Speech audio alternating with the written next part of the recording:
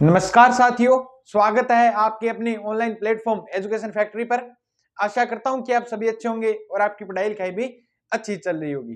तो जैसा कि आपको पता है कि आज है 9 जनवरी और 9 जनवरी से संबंधित जो भी राजस्थान से संबंधित करंट अफेयर है उसकी बात अपने करने वाले हैं। तो जो बच्चे पहली बार चैनल पे आए हैं वो पहले चैनल को सब्सक्राइब करना न भूलें, बेल आइकन जरूर दबा दीजिए ताकि आने वाली वीडियो का नोटिफिकेशन आप तक पहुंच सके। दूसरा, जो बच्चे आज पहली बार चैनल पे आए हैं तो वो इस जो क्लास की जो पीडीएफ है वो टेलीग्राम और व्हाट्सएप चैनल के माध्यम से मिल जाएगी, जिसका लिंक डिस्क्रिप्शन में दिया गया है। अपने क्लास का मेन मोटिव यही है कि पहले कल वाला रिपीट करना और फिर आगे स्टार्ट करना। तो आज अपने जो पहले कल वाला रिपीट करेंगे फिर अपनी नई क्लास स्टार्ट करेंगे। तो जो बच्चे आए हैं वो अपना कॉपी पेन लेके बैठे और नोट्स तैयार कर लेना, क्योंकि जो मैं क्वेश्चन निकाल रहा हूं वो हर एग्जाम में पूछे जाएंगे और आगे वाले जितने भी एग्जाम है वो आपकी जो भविष्य तय करेंगे। तो अपने बात करते हैं, तो जो भी आज क्वेश्चन आएंगे वो भी नोट करने, और पीछे वाली क्लासें नहीं लगाई है तो वो भी क्या है कि नोट कर सकते हैं। और बाकी अपने जब क्या है कि हर हफ्ते के हफ्ते क्या करेंगे, इसको वापिस एक हफ्ते का क्या करेंगे, रिपीट करेंगे, तब आपको लिखने की जरूरत नहीं, आपका पूरा का पूरा क्या हो जाएगा, रिपीट हो जाएगा। तो शुरुआत करते हैं अपने आज के पहले क्वेश्चन के, जो कल वाले किए थे वो क्वेश्चन करते हैं। अभी पहले अपने बात करें तो कल अपना पहला क्वेश्चन था कि 67वीं शूटिंग चैंपियनशिप एनएससीसी में राजस्थान के किस खिलाड़ी ने पदक जीता है। तो राजस्थान की किस खिलाड़ी ने पदक जीता है? ख्वाइश शर्मा ने जीता है। किसने जीता है? ख्वाइश शर्मा ने शूटिंग में क्या जीता है? रजत पदक और स्वर्ण पदक जीते। कौन से? रजत और स्वर्ण पदक जीते। भी रजत व स्वर्ण पदक जीते हैं, याद रखना, कौन से? रजत व स्वर्ण पदक। और इस जो आयोजन कहां पर हुआ था? भोपाल में इसका आयोजन किया गया था। नेक्स्ट अपने बात करें तो राजस्थान के किस छात्र ने चीन के शेंगशेन में आयोजित वर्ल्ड इंटरनेशनल ओलंपियाड में रजत पदक जीता है? तो वो रजत पदक जीतने वाले कौन थे? अरमान अग्रवाल। जयपुर के अरमान अग्रवाल ने कौन सा पदक जीता है? रजत पदक जीता है। कौन सा जीता है? रजत पदक जीता है। अपने बात करें तो अमरखजी लेपर्ड कंजर्वेशन रिजर्व कहां पर स्थित है? तो वो कहां पर स्थित है? उदयपुर में स्थित है। कहां पर स्थित है? उदयपुर में स्थित है। नेक्स्ट अपने बात करें तो राजस्थान में 3 नई बटालियन बनाई गई है। कहां पर बनाई गई है? सीकर में, अलवर में, बाड़मेर में। कहां पर बनाई गई है? सीकर में, अलवर में और बाड़मेर में बनाई गई। नेक्स्ट अपने बात करें तो राजस्थान युवा महोत्सव का आयोजन कब किया जाएगा? तो राजस्थान युवा महोत्सव का आयोजन 8 से 12 जनवरी में किया जाएगा। कहां पर है? जयपुर के एसएमएस स्टेडियम में, सवाई मान सिंह स्टेडियम में इसका आयोजन किया जाएगा।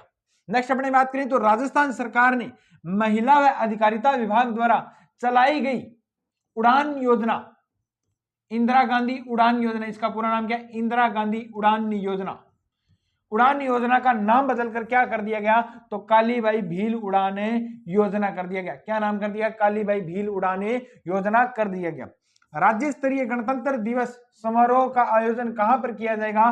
तो उदयपुर में किया जाएगा। कहां पर किया जाएगा? उदयपुर में इसका आयोजन किया जाएगा। ये अपने जो कल वाले क्वेश्चन थे उसको रिपीट किया है। अब कॉपी पेन अपने तैयार कर लो और आज 9 जनवरी से संबंधित जो भी मोस्ट इंपोर्टेंट क्वेश्चन है तथा अपने बात करेंगे राजस्थान इतिहास, हिस्ट्री और कल्चर से संबंधित जो भी बातें आएंगी साथ में वो भी अपने क्लियर करते जाएंगे। नेक्स्ट अपने बात करें तो इंदिरा महिला शक्ति, जो इंदिरा महिला मैंने अभी बताया था, इंदिरा महिला शक्ति उड़ान योजना की शुरुआत कब हुई थी? तो इंदिरा महिला, जो मोस्ट इंपोर्टेंट क्वेश्चन है, आने वाले एग्जामों में आएगा, जरूर स्टार लगा लेना। इंदिरा महिला शक्ति उड़ान योजना की शुरुआत कब हुई थी? तो 19 दिसंबर 2021 को हुई थी। कब हुई थी? 19 दिसंबर 2021 को हुई थी। अब मोस्ट इंपोर्टेंट जो बातें लिखाऊंगा वो याद कर लेना, आने वाले एग्जामों में जरूर पूछी जाएगी। इस योजना का नाम बदलकर कल अपने किया था, इस योजना का नाम बदलकर, नाम कब बदला गया? 7 जनवरी। कब बदला गया? 7 जनवरी 2025 में बदल दिया गया। और क्या कर दिया गया?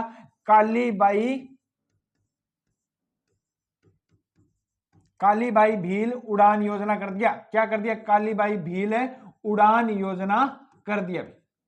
कालीबाई भील उड़ान योजना इसका नाम है कर दिया। क्या कर दिया? कालीबाई भील उड़ान योजना कर दिया। अपने बात करें तो इस योजना के अंतर्गत जो लाभार्थी थे, मैंने कल बताया था, वो लाभार्थी कितनी आयु की महिलाएं और जो बच्चियां थी वो 10 से 45 वर्ष, कितने? 10 से 45 वर्ष की महिलाएं और जो बालिकाएं हैं वो क्या है? इसकी लाभार्थी है। अपने बात करें तो इसका उद्देश्य मैंने कल बताया था कि महिलाओं और बालिकाओं को स्वच्छता के प्रति जागरूक करना। और अपने बात करें तो उसमें एक और बात और ऐड कर लो, इसमें भी क्या है कि महिलाओं तथा महिलाओं व बालिकाओं को, किसको? महिलाओं व बालिकाओं को माहवारी के समय, किसके समय? माहवारी के समय, मेंस्ट्रुअल साइकिल के समय, माहवारी के समय अन्य बीमारियां फैलने के प्रति, अन्य बीमारियां फैलने के प्रति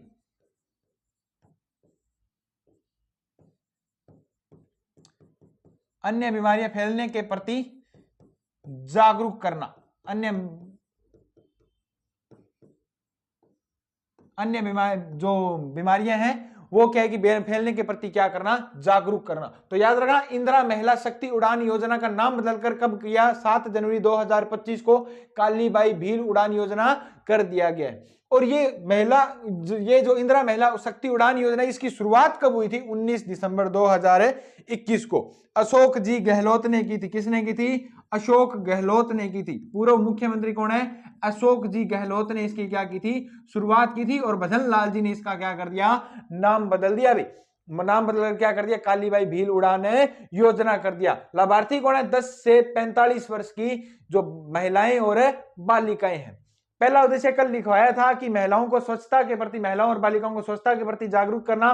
दूसरा इसमें ऐड कर लेना, बालिकाओं व महिलाओं को माहवारी के समय अन्य बीमारियों से फैलने के प्रति क्या करना? जागरूक करना। नेक्स्ट अपने बात करें तो इसमें प्रथम चरण में, कौन से चरण में? प्रथम चरण में कितनी महिलाएं व बालिकाएं लाभान्वित हुई है? तो कितनी महिलाएं व बालिकाएं लाभान्वित हुई है?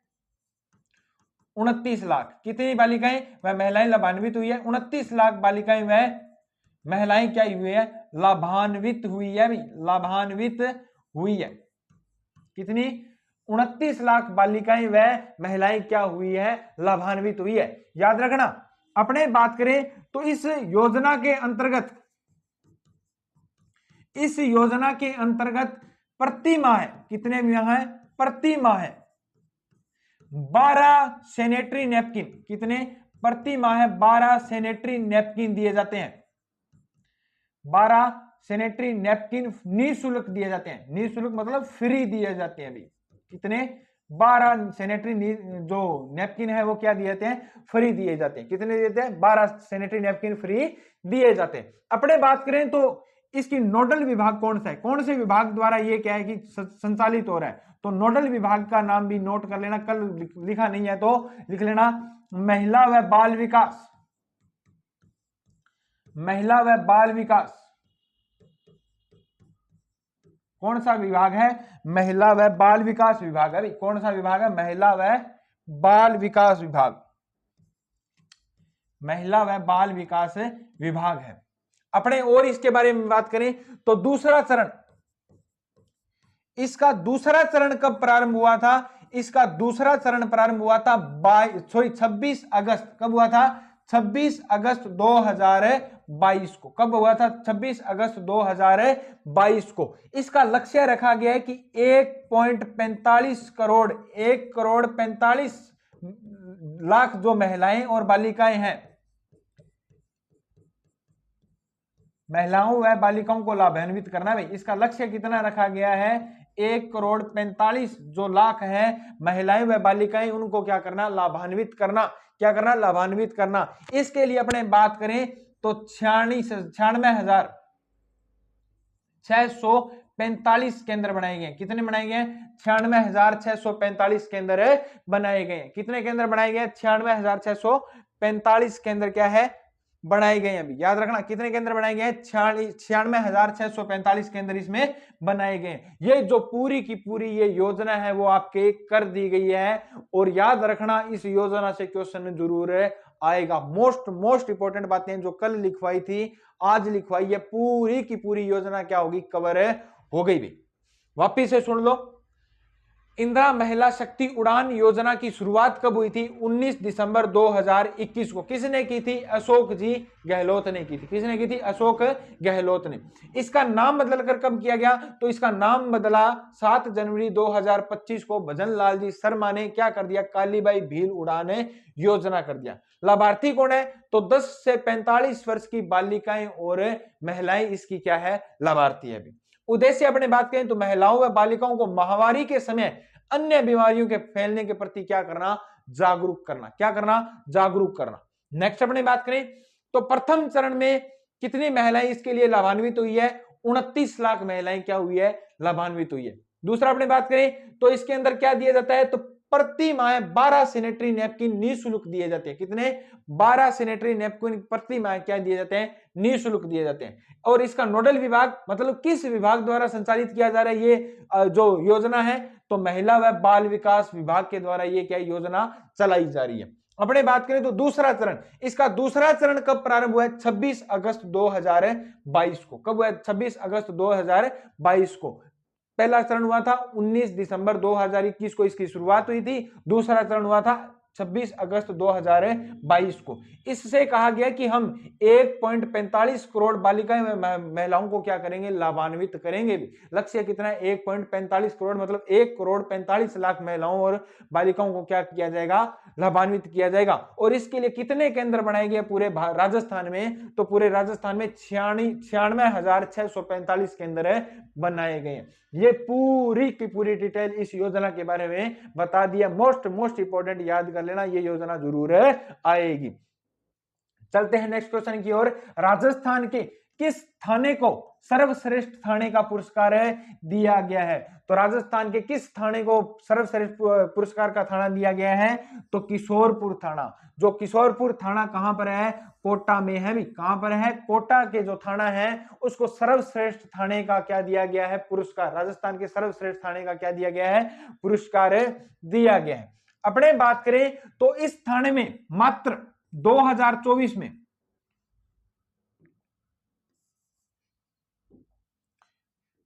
2024 में मात्र 2024 में 83 मामले, कितने मामले, 83 मामले क्या है, दर्ज किए गए थे। 83 मामले जो आपराधिक मामले हैं वो क्या किए गए थे, दर्ज किए गए थे। कितने, 83 मामले। मात्र कितने, 83 मामले आपराधिक मामले क्या है, दर्ज किए गए थे। कितने मामले, 83 मामले आपराधिक मामले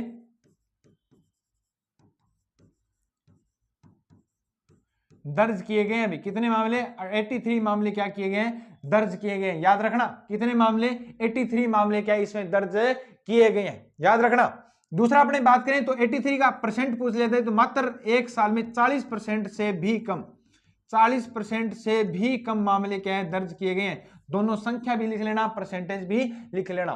तो 2024 में जो सर्वश्रेष्ठ थाने का पुरस्कार मिला है वो किसको मिला है, किशोरपुर थाने को मिला, जो कहां पर है, कोटा में है। जो कहां पर है, कोटा में। और एक साल में मात्र 40% से भी कम आपराधिक मामले या संख्या पूछे तो 83 जो संख्या है वो आपराधिक मामले दर्ज किए गए हैं। 2023 में, कब, 2023 में इसी थाने में 123 मामले क्या थे, दर्ज किए गए थे। कितने, 123 मामले क्या किए गए थे, दर्ज किए गए थे। और जब इसका जो सर्वे किया गया तो इस जो थाने के जो एसआई थे, सब इंस्पेक्टर थे, वो कौन थे, राम स्वरूप मीणा। कौन थे, राम स्वरूप मीणा भी। राम स्वरूप जी जो मीणा है वो इसके क्या थे, एसआई थे। जब इसका सर्वे किया गया था उस समय जो इसके जो एसआई थे वो कौन थे, राम स्वरूप मीणा है। इसके बारे में इतनी बातें याद रख लेना। अब आपको बता दूं जो कल क्वेश्चन किया था अपने, वो कल क्वेश्चन किया था क्योंकि पुलिस से संबंधित है। तो कल मैंने बताया था कि राजस्थान में 3 महिला बटालियन बनाई गई है। कितनी, 3 महिला बटालियन बनाई गई है।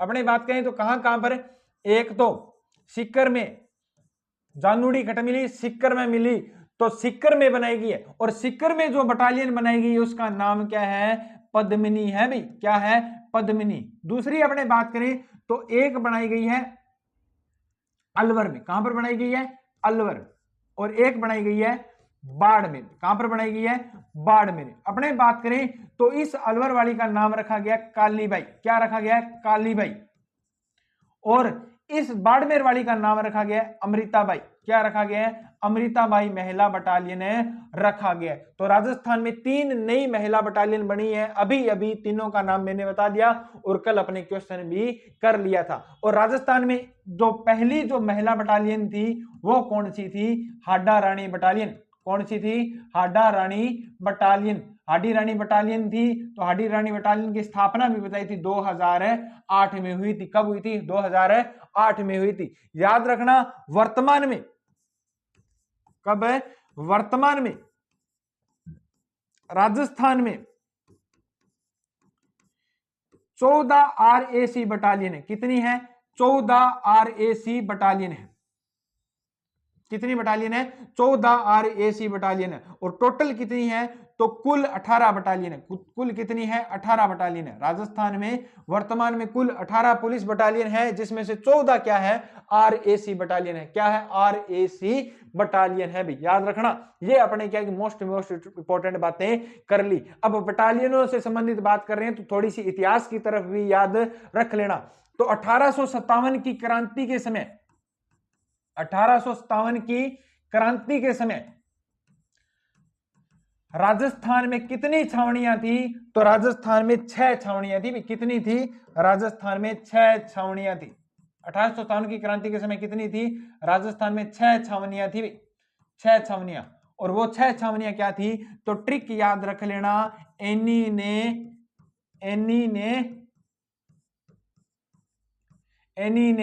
मेरा ब्याह, मेरा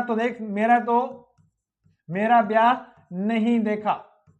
अब एनी पता नहीं कौन है, तो मेरा ब्याह देखेगी कैसे, तो एनी ने मेरा ब्याह नहीं देखा। ये क्या है, ट्रिक है भी, क्या है, ट्रिक। और राजस्थान में 1857 की क्रांति के समय कितनी छावनियां थी, 6 छावनियां। तो याद रखना पहली कौन सी थी, एरनपुरा, ट्रिक से बता रहा हूं, एरनपुरा। दूसरी नी से क्या होगी, नीमच, क्या होगी, नीमच। इस ने से कर लेना नसीराबाद, क्या कर लेना, नसीराबाद। ब्याह से कर लेना ब्यावर, क्या कर लेना, ब्यावर कर लेना। और दे से कर लेना देवली, और खे से कर लेना खेरवड़ा, क्या कर लेना, खेरवड़ा उदयपुर। जो खेरवड़ा उदयपुर मेवाड़ भीलकोर का जो मुख्यालय था वही खेरवड़ा उदयपुर। तो राजस्थान में कितनी बटालियन थी 1857 की क्रांति के समय, 6 बटालियन थी, एरनपुरा, नीमच, नसीराबाद, ब्यावर, देवली और खेरवड़ा। एक और बता दूं, राजस्थान में सर्वप्रथम विद्रोह किस छावनी में हुआ था, तो सर्वप्रथम विद्रोह हुआ था नसीराबाद छावनी में। कौन सी छावनी में, नसीराबाद छावनी में हुआ था। और कब हुआ था, 28 मई, कब हुआ था, 28 मई 1857 को क्या हुआ था, प्रथम विद्रोह हुआ था। सर्वप्रथम विद्रोह किस छावनी में हुआ था, 28 मई 1857 को नसीराबाद छावनी में हुआ था। याद रखना राजस्थान में ब्यावर और खेरवड़ा, कौन सी, ब्यावर और खेरवड़ा, 2 ऐसी बटालियन थी, 2 ऐसी छावनियां थी जहां पर विद्रोह नहीं हुआ भाई, जहां पर विद्रोह नहीं हुआ था भाई, याद रखना, जहां पर विद्रोह ही नहीं हुआ था भी। ये बातें क्या याद रखना, हिस्ट्री से संबंधित है। क्योंकि अब आपने देखा कि आधुनिक इतिहास ही आता है, तो ये मैंने जब छावनियों की बात आ रही है, बटालियनों की बात आ रही है, तो मैंने सोचा बच्चों को ये भी बता दिया जाए ताकि ट्रिक भी पता चले, ताकि ये क्या कि क्योंकि ट्रिक होने से क्या कि थोड़ा सा आसान हो जाता है याद करना, वैसे तो क्या है कि अपने याद कर ही लेते हैं। ये मुख्य जो बातें मैं आपको बता दी। वापस से क्या है कि उस जो सवाल था उसकी बात करते हैं। राजस्थान के किस थाने को सर्वश्रेष्ठ थाने का पुरस्कार दिया गया है, तो याद रख लेना, मोस्ट इंपोर्टेंट क्वेश्चन है। किशोरपुर थाना कहां का है, कोटा का है। 2024 में कितने मामले दर्ज किए गए थे? 83 मामले। परसेंटेज की बात पूछें तो 40% से भी कम। अपने बात करें तो 2023 में 123 मामले इसमें दर्ज किए गए थे, और जब इसका 2024 में सर्वे किया गया था, तो 2024 में इसका सर्वे किया गया था, उस समय एसआई कौन थे? रामस्वरूप मीणा थे। रामस्वरूप जी मीणा थे। राजस्थान में 3 महिलाएं बटालियन बनी है, सीकर, अलवर, बाड़मेर, पद्मिनी, कालीबाई और अमृताबाई बटालियन। और राजस्थान की पहली महिला बटालियन कौन सी थी? हाडी रानी बटालियन 2008 में स्थापित की गई थी। और वर्तमान में राजस्थान में 14 आरएसी बटालियन है, और कुल कितनी बटालियन है? 18 बटालियन है। कितनी है? 18 बटालियन। अपने बात कर ली 1857 की क्रांति के समय कितनी छावनियां थी? 6 छावनियां थी। ट्रिक याद रखना, एनी ने मेरा ब्याह नहीं देखा। एरनपुरा, नीमच, नसीराबाद, ब्यावर, देवली और खेरवाड़ा। राजस्थान का सर्वप्रथम विद्रोह कहां पर हुआ था? नसीराबाद में 28 मई 1857 को। राजस्थान में ब्यावर और खेरवाड़ा में विद्रोह हुआ ही नहीं था। ये हिस्ट्री से संबंधित भी बता दिया और करंट से संबंधित भी बता दिया। अगर क्लास में मजा आ रहा है तो ज्यादा से ज्यादा वीडियो को शेयर कर दो, ताकि पता चल सके भी अपने भी क्लास में क्या है कि इतना मजा आता है भी पढ़ाने पर। तो नेक्स्ट अपने बात करें तो राजस्थान के किस गांव को राजस्व गांव का दर्जा दिया गया है? तो राजस्थान के किस गांव को राजस्व गांव का दर्जा दिया गया है? याद रखना, जो सुशीला मीणा है, कौन सी मीणा? सुशीला मीणा, जो किस जिले की है? प्रतापगढ़ जिले की है। जो किसकी तरह बॉलिंग फेंकती है? जहीर खान की तरह बॉलिंग फेंकती है। इसी सुशीला मीणा के कारण इसी के गांव को क्या मिल गया है? राजस्व गांव का दर्जा मिल गया है। और वो उस गांव का नाम क्या है? रामेर गांव। कौन सा गांव है? रामेर गांव, जो कहां पर है? प्रतापगढ़ में है। कहां पर है? प्रतापगढ़ में है। कौन से गढ़ में है? प्रतापगढ़ में है। राजस्थान के राजस्व मंत्री, कौन से मंत्री? राजस्व मंत्री हेमंत मीणा। कौन से मंत्री? हेमंत मीणा राजस्व मंत्री। याद रख लेना, हेमंत मीणा राजस्व मंत्री ने कहा है कि इस गांव को कौन सा गांव का दर्जा दिया? राजस्व गांव का दर्जा दिया जाता है। तो सुशीला मीणा का संबंध प्रतापगढ़ जिले से है, और उसके गांव को कौन सा गांव का दर्जा मिला है? राजस्व गांव का दर्जा मिला है। अब राजस्व गांव होता क्या है? तो राजस्व गांव का दर्जा किस गांव को मिलता है? तो याद रखना, इसकी राजस्व गांव की आबादी कितनी होती है? अगर पूछ लिया जाए भी राजस्व गांव की आबादी कितनी होती है मिनिमम, तो याद रखना, राजस्व गांव है, राजस्व गांव की आबादी कितनी? तो 250। न्यूनतम कितनी होती है? 250 होती है। कितनी होती है? न्यूनतम 250 होती है। याद रखना, न्यूनतम कितनी होती है? 250। अगर एक पंचायत बनानी है अपने को, तो न्यूनतम जो आबादी है वो 750 और मैक्सिमम 25,000 होनी चाहिए, तब आपको एक पंचायत का दर्जा मिलता है भी। याद रख लेना। तो राजस्व गांव आबादी 250 न्यूनतम होती है, उसी को राजस्व गांव का दर्जा मिलता है। और दो गांवों के बीच में, कितने गांवों के बीच में? दो गांवों के बीच में 1 से 1.5 किलोमीटर की दूरी। दो गांवों के बीच में कितनी दूरी होनी चाहिए? 1 से 1.5 किलोमीटर की क्या होनी चाहिए? दूरी होनी चाहिए। उसी गांव को क्या मिलता है? राजस्व गांव का दर्जा मिलता है। क्या मिलता है? राजस्व गांव का दर्जा मिलता है। अपने बात करें तो 2019 में, कब? 2019 में बाड़मेर जिले के, किस जिले के? बाड़मेर जिले के 6 गांवों को, कितने गांवों को? 6 गांवों को क्या मिला था? राजस्व गांव का दर्जा मिला था। याद रख लेना, 2019 का भी पूछ लिया जाता है कि 2019 में कितने गांवों को राजस्थान में जो राजस्व गांव का दर्जा मिला था? तो बाड़मेर जिले के कितने गांवों को? 6 गांवों को राजस्व गांव का क्या मिला था? दर्जा मिला था। कितने गांवों को? 6 गांवों को राजस्व गांव का क्या मिला था? दर्जा मिला था। अपने बात करें तो ये बाड़मेर के कौन कौन सी तहसील के थे? तो इसका याद रखना, तहसील याद रखना, तहसील थी धोरी मन्ना। कौन सी मन्ना? धोरी मन्ना, गुड्डा मलानी, गुड्डा मलानी, और एक सिणधरी। कौन सी धरी? सिणधरी। तहसील के 6 गांवों को क्या मिला है? जो राजस्व गांव का क्या मिला था? 2019 में दर्जा मिला था। कब मिला था? 2019 में दर्जा मिला था। अपने बात करें तो धोरीमन्ना के 2 गांव थे, एक तो रामपुरा नगर। कौन सा नगर? रामपुरा नगर। और अपने बात करें तो दूसरा था नारायण नगर। कौन सा नगर था? एक तो राम था, एक नारायण था। एक राम था, एक नारायण था। तो दोरी मन्ना के जो दो गांव थे वो कौन से थे? रामपुरा और नारायण नगर। अपने बात करें तो गुड्डा मलानी का था, एक का नाम था रामदेव नगर और दूसरे का नाम था गोगा जी का नगर। देख लो, सेम बातें हैं।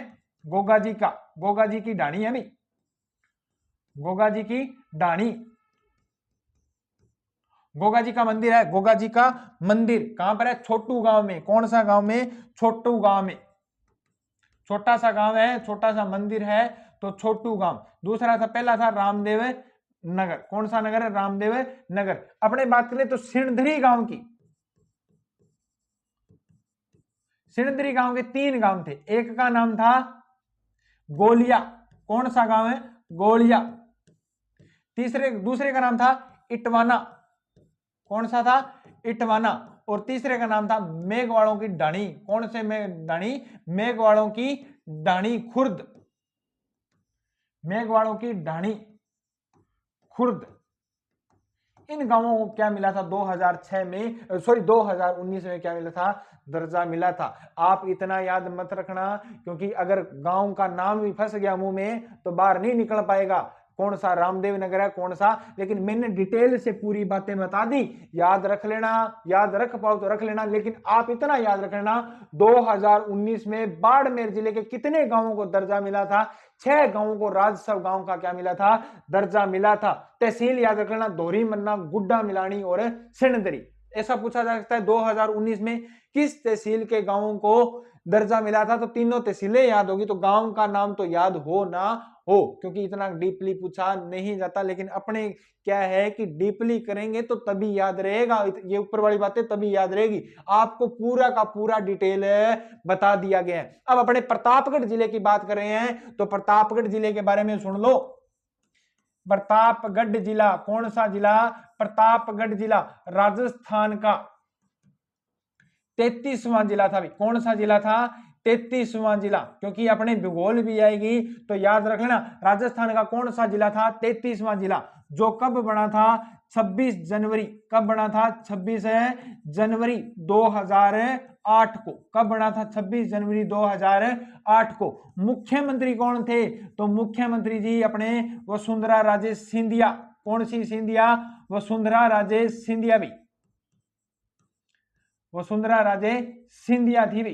राजस्थान की एकमात्र महिला मुख्यमंत्री वसुंधरा राजे सिंधिया ने क्या बनाया था? राजस्थान का 33वां जिला बनाया था। कौन सा? प्रतापगढ़। और प्रतापगढ़ है तो प्रतापगढ़ का आरजे कितना है? पैसे प्रतापगढ़, पैसे 35। पैसे प्रतापगढ़ और पैसे 35 याद रखना। कौन कौन से जिले से बना था? तो बांसवाड़ा, चित्तौड़गढ़। कौन सा गढ़ है? चित्तौड़गढ़। और उदयपुर जिले से मिलकर क्या बना था? ये जिला बना था। क्या बना था? ये जिला बना था। क्षेत्रफल की बात करें तो क्षेत्रफल इसका है 4117 वर्ग किलोमीटर। कितना है? 4117 वर्ग किलोमीटर है भाई। 4117 वर्ग किलोमीटर इसका क्या है? क्षेत्रफल है। कितना क्षेत्रफल है? 4117 वर्ग किलोमीटर इसका क्या है? क्षेत्रफल है। और राजस्थान का कौन सा जिला था? 33वां जिला था। कौन सा जिला था? 33वां जिला था। और 33वें जिले के बाद में 17 मार्च को, कब? 17 मार्च 2023 को। कब? 17 मार्च 2023 को अशोक जी गहलोत ने कितने जिले कर दिए थे? 51 कर दिए, सॉरी 50 कर दिए। कितने कर दिए थे? 50। कितने कर दिए थे? 50 कर दिए थे भी। 50 जिले कर दिए थे। लेकिन भजन लाल जी ने क्या किया? भजन लाल जी ने कर दिया 29 दिसंबर को कांड। 29 दिसंबर को कर दिया कांड। क्या कर दिया? कांड। 29 दिसंबर ਨੂੰ ਛੱਡਿਆ, 29 दिसंबर ਨੂੰ ਛੱਡਿਆ तो अनूपगढ़ छोड़ गया भाई। अनूपगढ़ छोड़ गया तो जिले रह गए 41। कितने रह गए? 41 जिले रह गए भाई। 29 दिसंबर ਨੂੰ ਛੱਡਿਆ तो कौन छोड़ गया अपने को? अनूपगढ़ छोड़ गया और कहा गंगानगर में चलते हैं। तो राजस्थान में 17 मार्च 2023 को 50 जिले बने थे। 29 दिसंबर को कौन से बने? कितने जिले हो गए? 41 हो गए। और राजस्थान का 33वां जिला कौन सा था? तो प्रतापगढ़ था। कौन सा गढ़ था? प्रतापगढ़ था। याद रखना। अपने बात करें तो कांठल का ताजमहल, कांठल का ताजमहल, कांठल का ताजमहल किसको कहा जाता है? काका जी की दरगाह को। किसको कहा जाता है? काका जी की दरगाह को। ये कहां पर है? प्रतापगढ़ में। भी कहां पर है? प्रतापगढ़ में। कांठल का ताजमहल किसको कहा जाता है? क्योंकि अपने बात करें तो प्रतापगढ़ का उपनाम क्या है? कांठल भी है। और कांठल का ताजमहल किसको कहा जाता है? काका जी की दरगाह को, जो कहां पर है? प्रतापगढ़ में स्थित है। कहां पर स्थित है? प्रतापगढ़ में स्थित है। ये अपने बातें जो मुख्य मुख्य बातें थी, प्रतापगढ़ का नाम आ गया तो पूरा का पूरा चिट्ठा खोल दिया। ये अपने जो मुख्य मुख्य बातें वो कर ली। और वापिस से क्वेश्चन की बात करें, राजस्थान के किस गांव को राजस्व गांव का दर्जा मिला है? तो रामेर गांव, जो कहां पर है? प्रतापगढ़ में। किसके कारण मिला है? सुशीला मीणा के कारण मिला। सुशीला मीणा। आरएसी जो राजस्थान क्रिकेट एसोसिएशन ने इसको क्या लिया है? आरसीए ने क्या लिया इसको? सॉरी, आरसीए ने इसको क्या लिया है? गोद लिया है। क्या लिया है? गोद लिया है। और राजस्व मंत्री कौन है? अपने हेमंत जी मीणा ने क्या है? घोषणा की है कि राजस्व गांव का क्या दिया जाता है? दर्जा दिया जाता है। और राजस्व गांव होता कौन सा है? तो जिसकी उपाधि कितनी होती है? न्यूनतम 250। कितनी होती है? 250। और दो गांवों के बीच की दूरी कितनी होनी चाहिए? 1 से 1.5 किलोमीटर। कितनी होनी चाहिए? 1 से 1.5 किलोमीटर। 2019 में 6 गांवों को राजस्व गांव का दर्जा मिला था। तो बाड़मेर गांव की तहसीलें कौन सी थी? बाड़मेर जिले की तहसीलें कौन सी थी? धोरी, मन्ना, गुड्डा मलानी और सिणदरी। गांवों के नाम याद हो तो कर लेना, ना हो तो छोड़ देना। अपने बात करें प्रतापगढ़ की, तो प्रतापगढ़ राजस्थान का 33वां जिला है। और 26 जनवरी 2028 को इसको जिला बनाया गया था। किसने बनाया था? वसुंधरा राजे सिंधिया ने बनाया 2008 को। 2028 बोल गया, मेरे को लगता है गलत। 2028 तो आया ही नहीं सर, 2008 है, 2008। राजस्थान इसका आरजे कितना है? तो आरजे 35 है भी। बांसवाड़ा, चित्तौड़गढ़ और उदयपुर से क्या किया गया था? अलग किया गया था। क्षेत्रफल कितना है? 4117 किलोमीटर। 17 मार्च 2023 को अशोक जी गहलोत ने 50 जिले बनाए थे, जिसे 29 दिसंबर को 2024 को कितने कर दिए? भजन लाल जी ने 41 कर दिए। कितने कर दिए? 41 कर दिए। कांठल का ताजमहल कहां पर है? काका जी की दरगाह प्रतापगढ़ में। कहां पर है? काका जी की दरगाह प्रतापगढ़ में। नेक्स्ट अपने बात करें तो राजस्थान की कौन सी खिलाड़ी को एथलेटिक्स फेडरेशन ऑफ इंडिया की 5 सदस्य एथलीट कमीशन में निर्विरोध सदस्य चुनी गई है? तो राजस्थान की कौन सी खिलाड़ी है? तो राजस्थान की खिलाड़ी है कृष्णा पूनिया। कौन सी पूनिया?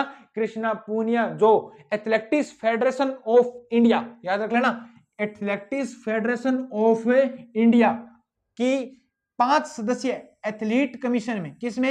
एथलीट कमीशन में। इन दोनों के नाम याद रख लेना। एथलीट कमीशन में निर्विरोध सदस्य, मतलब कोई भी विरोध नहीं है, निर्विरोध सदस्य चुना गया। किसको? कृष्णा पूनिया को। किसको चुना गया? राजस्थान की कृष्णा पूनिया को चुना गया। और इसके साथ इन कृष्णा जी पूनिया के साथ 4 अन्य सदस्य भी हैं। 4 अन्य सदस्य कौन कौन से हैं? अपने बात करें तो 4 अन्य सदस्य हैं। पहले तो है बहादुर सिंह जी। कौन से हैं? बहादुर सिंह जी। बहादुर सिंह जी कहां से हैं? पंजाब से हैं। कहां से हैं? पंजाब से। अपने बात करें तो ज्योतिर्मय सिकंदर, और ये सिकंदर कहां से है? तो सिकंदर है पश्चिम बंगाल से। कहां से? पश्चिम बंगाल से। अपने बात करें तो तीसरे कौन से हैं? दूसरे जो सिकंदर जी है, तीसरे कौन से हैं? अपने बात करें तो एमडी वलसमा। एमडी वेल्समा अपने बात करें तो ये कहां से है? केरल से है भी। कहां से है? केरल से। और चौथे कौन थे हैं? तो चौथे अपने बात करना अंजू। कौन से है? अंजू बॉबी जॉर्ज। कौन से हैं? अंजू बॉबी जॉर्ज, जो कहां से है? कर्नाटक से हैं भी। क्या है? कर्नाटक से हैं। ये इनके साथ क्या है? 4 अन्य सदस्य भी हैं। तो पूछा जा सकता है athletic federation of athlete commission में कितने सदस्यों को चुना गया? तो 5 सदस्यों को। कितने सदस्यों को? 5 को। एक अपने कृष्णा पूनिया जी, 4 इनके साथ अन्य है। 3 के नाम तो ये ही है और एक का नाम मैंने और बता दिया, अंजू बॉबी जॉर्ज, जो कहां के हैं? कर्नाटक के हैं। अगर पूछ लिया जाए एथलेटिक्स फेडरेशन ऑफ इंडिया ने एथलीट कमीशन में पंजाब की तरफ से किसे नियुक्त किया है? तो नाम याद होगा बहादुर सिंह, तभी कर पाओगे। नहीं तो सिंह तो सभी के पीछे लगता है पर पता नहीं चलेगा वो बहादुर है या कौन से हैं। भाई याद रख लेना, ये अपने क्या है कि आंसर है, बता दिए। एक और याद रख लेना, कृष्णा पूनिया। कृष्णा पूनिया का संबंध, कृष्णा पूनिया का संबंध किस खेल से है? भाई किस खेल से है? तो एथलेटिक्स। किससे? एथलेटिक्स, और एथलेटिक्स में भी कौन सा, डिस्क थ्रो, डिस्कस थ्रो, कौन सा है, डिस्कस थ्रो, कौन सा थ्रो, डिस्कस थ्रो से क्या है ये संबंधित है, डिस्कस थ्रो। ये क्या है कि आंसर क्वेश्चन आपके आ सकता है। जिस प्रकार मैंने बताया था राज्यवर्धन सिंह राठौड़ जी जो अपने वर्तमान में क्या है खेल मंत्री है, उनका निशानेबाजी से संबंधित था, तो कृष्णा पूनिया किससे है, डिस्कस थ्रो। 2012 के ओलंपिक में इन्होंने क्या लिया था, भाग लिया था। और अपने बात करें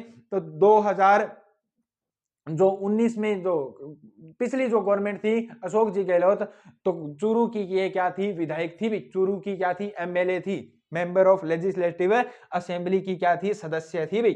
नेक्स्ट अपने बात करें, आज का नेक्स्ट क्वेश्चन है, राजस्थान में किस आपदा को प्राकृतिक आपदा घोषित कर दिया गया है। तो राजस्थान की किस आपदा को प्राकृतिक आपदा घोषित कर दिया गया है। गर्मियों में क्या चलती है, लू चलती है, और लू क्या चलती है, तो लू को क्या कर दिया, लू तापघात को क्या कर दिया, प्राकृतिक आपदा घोषित कर दिया। कब, 8 जनवरी 2025 को। कब कर दिया, 8 जनवरी 2025 को।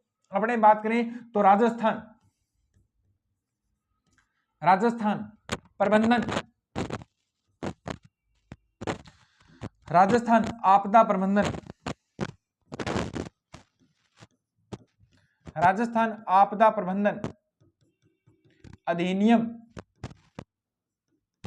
कब लागू हुआ था। तो राजस्थान आपदा प्रबंधन अधिनियम 2005, कब, 2005 लागू कब हुआ था अपने राजस्थान में, 1 अगस्त 2007 को। कब हुआ था, 1 अगस्त 2007 को क्या हुआ था, लागू हुआ था। क्या हुआ था, लागू हुआ था, अपने याद रखना। तो राजस्थान में जो आपदा प्रबंधन अधिनियम है कब लागू हुआ था, तो आपदा प्रबंधन अधिनियम 2005 जो कब लागू हुआ था, 1 अगस्त 2007 को लागू हुआ था। एक और बात आ गई तो याद रख लेना, राजस्थान आपदा प्रबंधन, जो राजस्थान आपदा प्रबंधन विभाग है, कौन सा विभाग, राजस्थान आपदा प्रबंधन विभाग है, इसकी स्थापना कब हुई, तो इसकी स्थापना हुई थी 24 अक्टूबर 1951 में। कब हुई थी, 24 अक्टूबर 1951 में इसकी क्या हुई थी, स्थापना हुई थी। याद रख लेना, 8 जनवरी 2025 को लू को क्या कर दिया, प्राकृतिक आपदा क्या कर दिया गया, घोषित कर दिया गया। कब किया गया, प्राकृतिक आपदा 8 जनवरी को घोषित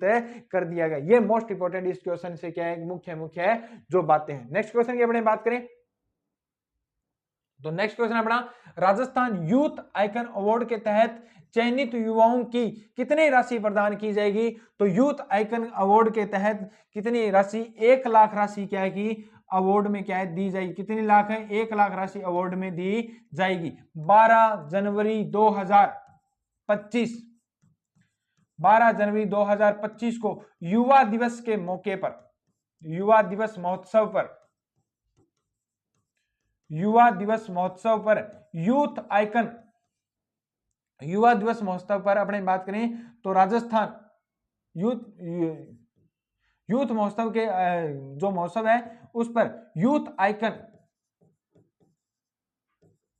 यूथ आइकन अवार्ड दिए जाएंगे, यूथ आइकन अवार्ड दिए जाएंगे। किसकी तर्ज पर, तो बजट 2024-25 के तहत, सॉरी 2025-26 के तहत, 2025-26 बजट के तहत क्या है कि यूथ आइकन अवार्ड दिए जाएंगे। और उसमें राशि कितनी रखी गई है, तो राशि रखी गई है 1 लाख रुपए। कितनी रखी गई है, 1 लाख रुपए इसमें क्या रखी गई है, राशि रखी गई है। ये क्वेश्चन अपने क्या है कि यूथ आइकन अवार्ड ये पूछा जा सकता है। इसका आयोजन कब हुआ था, 12 जनवरी 2025 को किया गया था। और कहां पर किया गया था, तो मैंने कल भी बताया था SMS स्टेडियम में क्या है कि युवा महोत्सव का आयोजन 8 से 12 जनवरी को किया जाएगा। तो ये अपने क्या मुख्य जो बातें थी वो कर ली।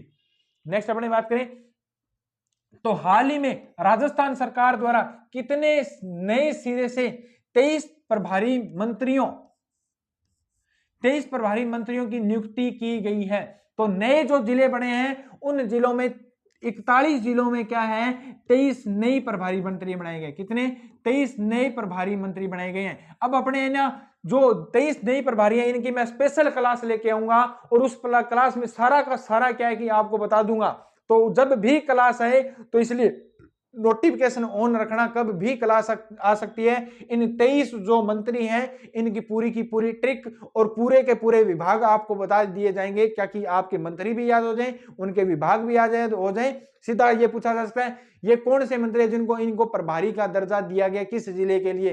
तो 41 जिलों के लिए कितने मंत्री बनाए गए हैं, 23 मंत्री बनाए गए। कितने मंत्री बनाए गए, 23 मंत्री बनाए गए। ये अपने आज के मोस्ट इंपोर्टेंट क्वेश्चन थे, वो यहीं पर समाप्त होते हैं। अब अपने यूथ जो सुजस बुलेटिन है उसकी अपने बात कर लेते हैं। ये देख लो राज्यवर्धन सिंह जी बैठे हैं और ये देखो एक भारत एक श्रेष्ठ भाव आगे बढ़ेगा। 5 दिवसीय युवा जो महोत्सव है उसका आयोजन है चल रहा है भाई, 8 तारीख से चालू हो गया। एसएमएस स्टेडियम में, किस स्टेडियम में, एसएमएस स्वाई मानसिंह स्टेडियम, ठीक है।